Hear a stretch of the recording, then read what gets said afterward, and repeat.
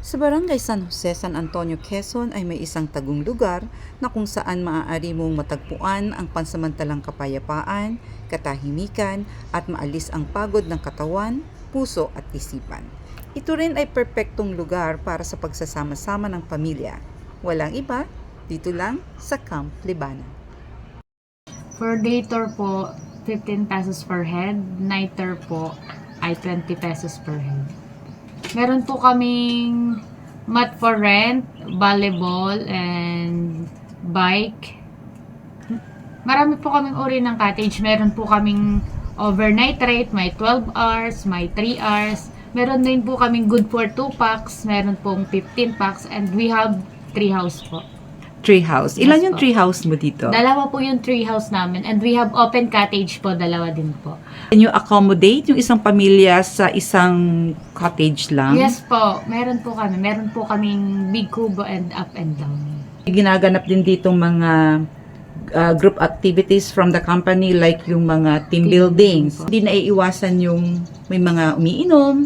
Yes Have po. you encountered na meron ditong nangyaring kagulo because of overdrunk na mga bisita? Wala pa naman po kasi po pag pumapasok po yung mga guests namin, sinasabihan din po namin na drink moderately lang po para iwas gulo din po.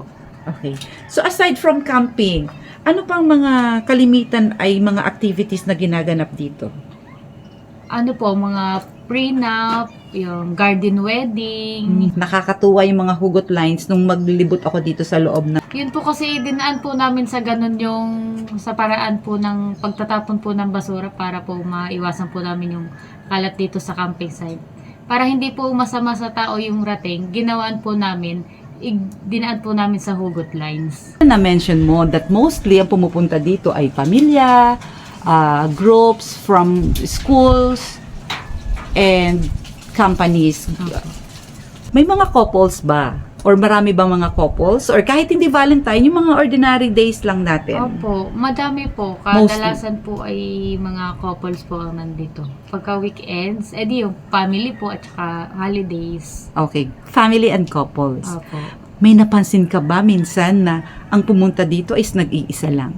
Opo, marami na din po. Minsan parang dito na sila nag-alis ng stress.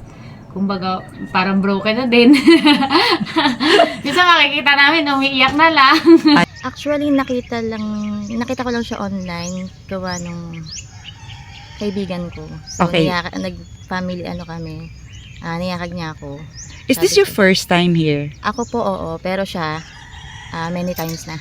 Bakit po kaya binabalik-balikan nila ang Camp Libana? Kasi, as you can see, napakaganda po ng view dito. Tsaka napaka-relaxing, tapos safe yung place, safe ang mga bata, maraming pwede silang mga mag-play dyan, may mga adventure din na pwedeng gawin, nagpi-fishing din yung mga mister namin. Kaya nakaka-relax siya. Babalik-balikan namin. First time mo ba pumunta dito sa Camp Libana? Hindi po. Bakit mo binabalik-balikan ang Camp Libana? Nakaka-relax po. Gawa ng lawa.